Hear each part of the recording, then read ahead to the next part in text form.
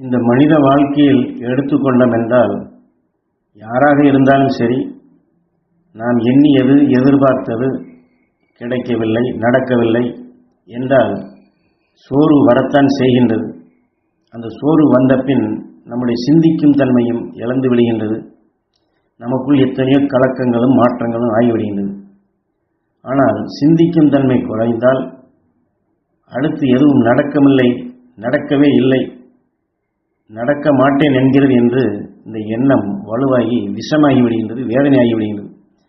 சோர்வு, சிந்தனை குறைவு, வேதனை, இது மூன்றும் சேர்ந்து ஒரு கருவின் தன்மையாகி நமது உயிர் நம் உடலுக்குள் இதை அணுவாக ஆக்கிவிடுகிறது என்று குரு சொல்கின்றார். சோர்வு, சிந்தனை குறைவு, வேதனை, இது மூன்றும் சேர்ந்து அணுவாக மாறிவிடுகின்றது.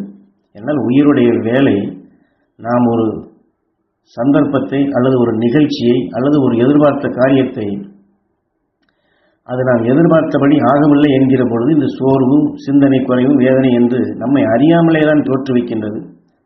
ஆனால் தோற்றுவித்தாலும் உயிர் ஒரு நெருப்பு, அது மின் இயக்கமாக இயங்கிக் கொண்டுள்ளது. அதிலே இந்த உணர்வுகளை நாம் போடப்படும் பொழுது அது ஜீவன் பெறச் செய்து அத்தகைய உணர்வின் அணுவாக எப்படி வேப்ப மரம், ரோஜாப்பூ, விசைச்செடி சேர்ந்து கருவேப்பிலையாக உருவாகின்றதோ இதுபோன்று இந்த மூன்றும் கலந்து ஒரு கருவின் தன்மையாக ஆக்கிவிடுகின்றது. அப்பொழுது நாம் என்ன சொல்லுவோம்? நான் நினைத்தேன், சாமி சொன்னாரே, சாமியை நினைத்தேனே, சாமியை நினைத்துத்தானே செய்தேன், கிடைக்கவில்லையே, நடக்கவில்லையே என்றுதான் மீண்டும் நாம் கொண்டு செல்வோம். ஆக மீண்டும் கீழான நிலைக்குத்தான் போக முடியும். ஆனால் சாமியை, அதாவது ஞான குருவை வலுகொண்ட நிலையில் எண்ணுவோம்.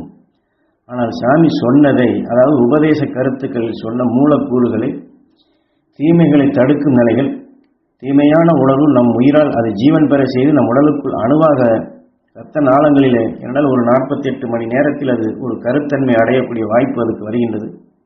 நடக்கவில்லை நடக்கவில்லை என்று மீண்டும் மீண்டும் என்ன கோழி அடைகாத்தது போன்று அந்த உருவான கரு அது வெடித்து முழுமையடைந்து கோழி முட்டை அது அடைகாத்த பின் அந்த முட்டை ஓடை வெடித்து விட்டு அது குஞ்சு வெளிவந்து தன் உணவை உட்கொள்வது போன்று இந்த அணுக்கள் இரத்த நாளங்களை வெடித்து அதனுடைய இனமாக அணுத்தன்மை அடைந்து விட்டால் அந்த சோர்வையும், சிந்தனை குறைவையும், வேதனையும் தான் தூண்டும். நாம் சொல்லும், நான் சாமியைத்தான் நினைக்கின்றேன், சாமி சொன்னதைத்தான் நினைக்கிறேன் என்று சொல்லுவோம். ஆனால் அவர் சொன்ன உபதேச கருத்துக்களை நாம் இவ்வாறு நாம் இரத்த நாளங்களிலே அந்த தீமையான அணுக்கள் உருவாகாதபடி தடுக்க ஞானிகள் உணர்வை சேர்க்க வேண்டும். ஞானிகள் உணர்வை நமக்குள் அணுக்களாக, ஒளியான அணுக்களாக உருவாக்க வேண்டும்.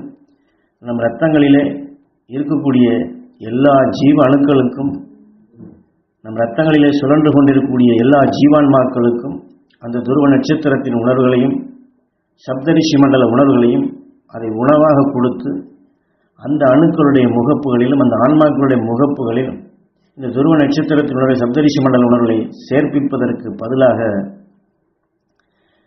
அதற்கு ஒரு உதாரணம் சொல்லினர். வயலில் விவசாயம் செய்யும் பொழுது நாம் நட்ட நல்ல பயிர்கள் வளர களைகளை பிடுங்குவோம். ஆனால் களைகளை பிடுங்க வேண்டும் என்று சொல்லி அதை செயல்படுத்தினாலும் களைகளை பிடுங்குவதற்கு பதில் முளைத்த நல்ல செடிகளை தட்டிவிட்டால் என்ன செய்யும்? நல்ல வித்தைத்தான் கொடுத்தார்கள், பயிரிட்டோம், வளரத் தொடங்கியது.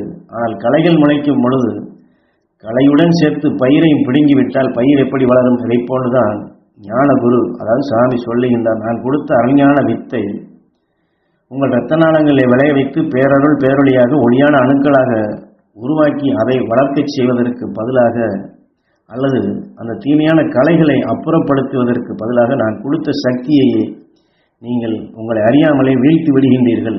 அது கொடுத்த சக்தியை வளர்ப்பதற்கு அதற்குள்ளான பக்குவ நிலை இல்லாதபடி இது போன்ற நிலைகள் நடந்து விடுகின்றது. அது கொடுத்த சக்தி இழக்கப்படும் பொழுது அந்த காரியத்தை எண்ணும் பொழுது சோர்வடைந்து வேதனை என்ற நிலையை உருவாகிறது. இப்படித்தான் நமக்குள் வருகின்றது. ஏனென்றால் இப்படியெல்லாம் வரக்கூடிய நிலைகள் உண்டு. அப்படி வருவதை நமக்கு நினைவுபடுத்தி, ஞாபகப்படுத்தி, மீண்டும் நம்மை நாமே சரி செய்து கொள்ள விழித்த நிலையில் கொண்டு செயல்படுவதற்குத்தான் இதை உணர்த்துகின்றன. என்றால் பல பிறவிகள் புழுவினிலிருந்து மனிதனாக வரும் வரையில் எத்தனையோ வலுவான உணர்வுகளை ஒவ்வொன்றிலிருந்து மீண்டிடும் தப்பிக்க வேண்டும் என்ற எண்ணங்களை உயிரின் துணை கொண்டு வலுப்படுத்தி எடுத்துதான் வளர்ச்சி பெற்று வந்துள்ளோம். ஆனால் இவ்வளவு கஷ்டங்களையும் நஷ்டங்களையும் துன்பங்களையும் நரக வேதனைப்பட்டதையும் தாண்டி மீண்டு எத்தனையோ கொடுமைகளிலிருந்து மீண்ட அந்த உணர்வின் நினைவுகளை நாம் கொண்டு வர வேண்டும். அந்த அடிப்படையில் தான் நாம் செயல்படுத்த வேண்டுமே தவிர சந்தர்ப்பத்தால் வந்த உணர்வுக்கு தக்க நம்முடைய இச்சை, நம்முடைய ஆசை காரியம் நிறைவேறவில்லை, நடக்கவில்லை என்று சோர்வும் வேதனை அடைந்து விட்டால் அந்த வேதனையின் அணுவாக நம் நல்ல குணங்களை வளர்ச்சியின் பாதையில் வந்ததை அடக்கி விடுகின்றது. இதுதான் அதர்வன. அது நல்ல குணங்களை அடக்கிவிட்டால் தீமை செய்யும் உணவின் அணுக்களாக விளைந்து விடுகின்றது யஜூர். அந்த தீமையின் உணவின் வித்துகள் விளைந்து விட்டால் நாம் செய்த தியானமோ நாம் செய்த ஆத்மசுத்தியோ நம்மை மீண்டும் கலக்க நிலையில் கொண்டு சென்று நாம் சரியாக செய்யவில்லையோ அல்லது செய்தது நமக்குள் வேலை செய்யவில்லையோ அல்லது நம்முடைய ஏதோ வினை இயக்குகின்றதோ என்று மீண்டும் பலவீனத்திற்கு கொண்டு வந்து தீமையின் உணர்வாகவே சோர்வடைந்து வேதனைப்படும் நிலைகளுக்கு அழைத்து செல்லும். இதுதான் சாம.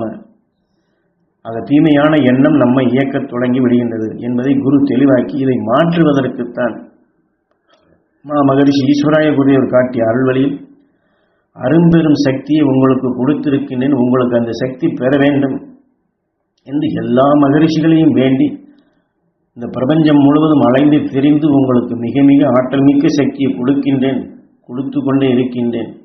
ஆக தீமைகளை சந்திக்கும் சந்தர்ப்பங்கள் ஏற்பட்டால் அடுத்த கணமே ஈஸ்வரா ஈஸ்வரா என்று உயிரை எண்ணி அந்த மகரிஷிகளின் அருள் சக்திகள் நாங்கள் பெற வேண்டும் ஈஸ்வரா, அந்த மகரிஷின் அருள்சக்தி எங்கள் உடல் முழுவதும் படர்ந்திட அருள்வாய் ஈஸ்வரா குருதேவா என்று ஒரு 2 நிமிடமாவது எண்ணி எடுத்துக்கொள்ள வேண்டும். பின் அந்த துருவ நட்சத்திரத்தின் பேரருளும் பேரொழியும் நாங்கள் பெற அருள்வாய் ஈஸ்வரா என்று உயிரிடமே வேண்டுங்கள் என்று சொல்லுகின்றார் குரு. எங்கள் உடல் முழுவதும் அந்த துருவ நட்சத்திரத்தின் பேரருள் பேரொழி பெற வேண்டும். எங்கள் உடலில் இருக்கக்கூடிய ஜீவான்மா ஜீவனுக்கள் அனைத்தும் பெற அருள்வாய் ஈஸ்வரா என்று உடலிலே இப்படி இணைத்து கொண்டே வாருங்கள். ஆக முதலிலே சொன்னதற்கு மாறாக சோர்வையும் வேதனையும் சிந்தனையற்ற உணர்வுகளையும் கொண்டு செல்வதற்கு மாறாக தீமையை நீக்கிய துருவ நட்சத்திரத்தின் உணர்வை, சப்தரிஷி மண்டல உணர்வை, மகரிஷி உணர்வுகளை இப்படி நாம் நமக்குள் சேர்த்து கொண்டே வர வர வர அந்த வேதனைகள் சிந்தனையற்ற உணர்வுகள் சோர்வு அடங்கப்படும் பொழுது அதர்வன தீமைகள் செயலற்றதாக மாறுகின்றது.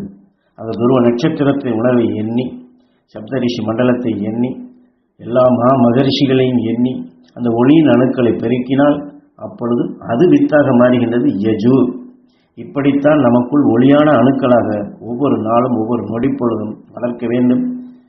இந்த உடல் உறுப்புகளை உருவாக்கிய எல்லா அணுக்களுடைய முகப்புகளிலும் துருவ நட்சத்திரத்தின் உணர்வுகளை, சப்தரிஷி மண்டல உணர்வுகளை எப்படி நாம் உயிரின் முகப்பில் இணைக்கின்றோமோ அதுபோன்ற அணுக்களுடைய முகப்புகள் நாம் இணைத்து கொண்டே வர வேண்டும். ஒவ்வொரு நாளும் இதை வளர்க்க வேண்டும்.